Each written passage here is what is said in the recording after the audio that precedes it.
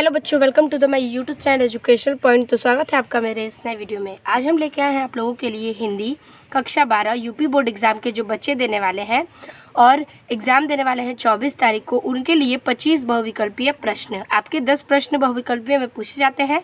अगर आप इस वीडियो को देखते हैं तो आपको 2025 में जो हिंदी के पेपर देने वाले हैं उसके लिए बहुत ही इंपॉर्टेंट बहुविकल्पीय मिल जाएंगे। तो वीडियो को देर न करते हुए स्टार्ट करते हैं। तो देखिए, सबसे पहला हमारा नंबर है साहित्य और समाज निबंध के लेखक कौन है। ठीक है, ऑप्शन है आपका कन्हैया लाल मिश्र, ख है डॉक्टर हजारी प्रसाद द्विवेदी, ग है प्रो जी सुंदर रेड्डी और घ है वासुदेव शरण अग्रवाल। तो इसमें से आपका राइट आंसर हो जाएगा प्रो जी सुंदर रेड्डी। साहित्य और समाज प्रो जी सुंदर रेड्डी ने लिखा है। दूसरा प्रश्न कह रहा है कि क्या भूलूं क्या याद करूं किस विधा की रचना है। क कह रहा है आत्मकथा की, ख है जीवनी की, ग है संस्मरण की और घ है रिपोर्ताज की। तो इसमें से आपका राइट आंसर हो जाएगा क आत्मकथा की। तीसरा कह रहा है कि वीर गाथा काल की प्रमुख विशेषताएं हैं। तो वीर गाथा काल की प्रमुख विशेषताएं क्या है। क है नारी का स्वरूप सौंदर्य चित्रण, ख है प्राकृतिक चित्रण, ग है युद्धों का सजीव चित्रण और घ है मुक्तक काव्य रचना। तो वीर गाथा काल की प्रमुख विशेषता है युद्धों का सजीव चित्रण। ग इज द राइट आंसर। चौथा प्रश्न कह रहा है कि निम्नलिखित में से कौन प्रेमाश्रयी शाखा के कवि नहीं है। मतलब प्रेमाश्रयी शाखा के कवि इन चारों में से कौन नहीं है। क जयसी, ख सूरदास, ग मंझन और घ कुतुबन। तो इसमें से आपका राइट आंसर हो जाएगा सूरदास। पांचवा प्रश्न है कि लक्ष्मीपुरा के लेखक हैं। तो लक्ष्मीपुरा के लेखक कौन है। क है कन्हैया लाल मिश्र प्रभाकर, ख है रागेय राघव, ग है शिवदान सिंह चौहान और घ है उपेंद्र नाथ अयस्क। तो इसमें से आपका राइट आंसर हो जाएगा ग शिवदान सिंह चौहान। छठवां बहुविकल्पीय कह रहा है कि शांति निकेतन में हिंदी अध्यक्ष पद पर थे। तो शांति निकेतन में हिंदी अध्यक्ष पद पे कौन थे। क है आचार्य रामचंद्र शुक्ल, ख है हजारी प्रसाद द्विवेदी, ग है भारतेंदु हरिश्चंद्र और घ है बाबू गुलाब राय। तो इसमें से आपका राइट आंसर हो जाएगा ख हजारी प्रसाद द्विवेदी। सातवां कह रहा है कि संस्मरण विधा किसकी रचना है। ठीक है, जो संस्मरण विधा है वो किसकी रचना है। क है दीप जले शंख बजे, ख है बाजे पायलिया के घुंघरू, ग है अरे यायावर रहेगा याद और घ है तब की बात और थी। तो इन चारों में से आपका राइट आंसर है क दीप जले शंख बजे। आठवां प्रश्न कह रहा है कि कालिदास की लालित्य योजना के लेखक हैं। तो कालिदास की लालित्य योजना के लेखक कौन है। क है हरिशंकर परसाई, ख है मोहन राकेश, ग है डॉक्टर हजारी प्रसाद द्विवेदी और घ है महावीर प्रसाद द्विवेदी। तो इसमें से आपका राइट आंसर है ग हजारी प्रसाद द्विवेदी। ठीक है, अब देखिए नौवां प्रश्न कह रहा है कि वारिस कहानी संग्रह है किसकी। तो देखिए, क ऑप्शन है कन्हैया लाल मिश्र प्रभाकर की, ख ऑप्शन है प्रो जी सुंदर रेड्डी का, ग ऑप्शन है अज्ञेय का और घ ऑप्शन है मोहन राकेश। तो वारिस कहानी संग्रह के लेखक है मोहन राकेश। तो घ इज द राइट आंसर। 10वां क्वेश्चन कह रहा है कि 10वां प्रश्न कह रहा है कि हरिशंकर परसाई की रचना है। क कल्पवृक्ष, ख धरती के फूल, ग तब की बात और थी और घ मेरे विचार।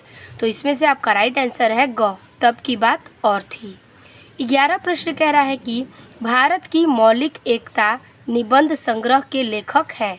क रामधारी सिंह दिनकर, ख कन्हैया लाल मिश्र प्रभाकर, ग वासुदेव शरण अग्रवाल और घ मोहन राकेश। तो भारत की मौलिक एकता का है वासुदेव शरण अग्रवाल। ग इज द राइट आंसर।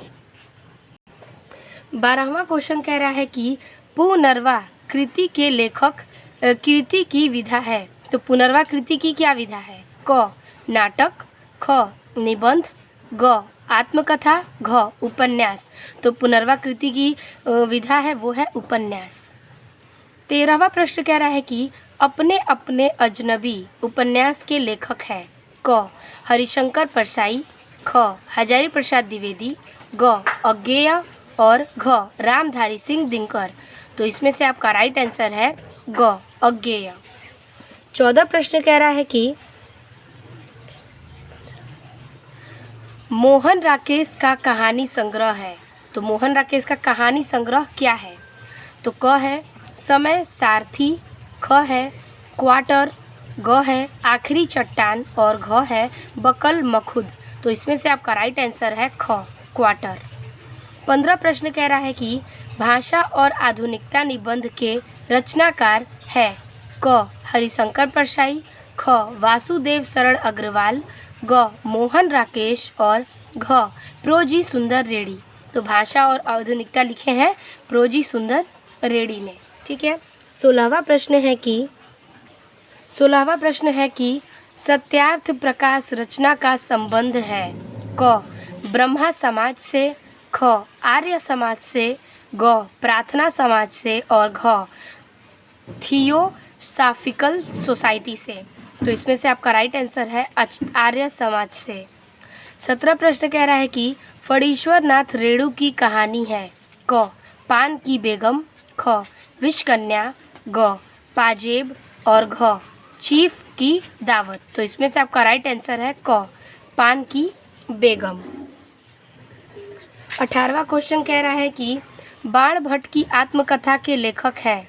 क डॉक्टर हजारी प्रसाद द्विवेदी, ख हरिशंकर परसाई, ग मोहन राकेश और घ फणीश्वर नाथ रेणु।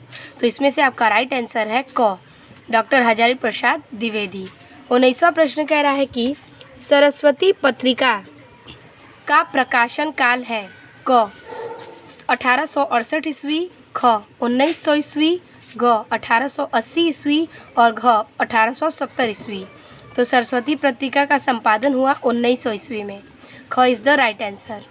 20वां प्रश्न कह रहा है कि जैनेन्द्र की कहानी है। क पान की बेगम, ख खून का रिश्ता, ग फांसी या घ अपने अपने बच्चे। तो इसमें से आपका राइट आंसर है ग फांसी। 21वां प्रश्न कह रहा है कि सुमित्रा नंदन पंत सुकुमार कवि हैं। तो किस के? क प्रकृति के, ख श्रृंगार के, ग ज्ञान के या घ भक्ति के। तो इसमें से आपका राइट आंसर है क प्रकृति के। ठीक है। अब 22वां प्रश्न कह रहा है कि विनय पत्रिका किस काल की रचना है?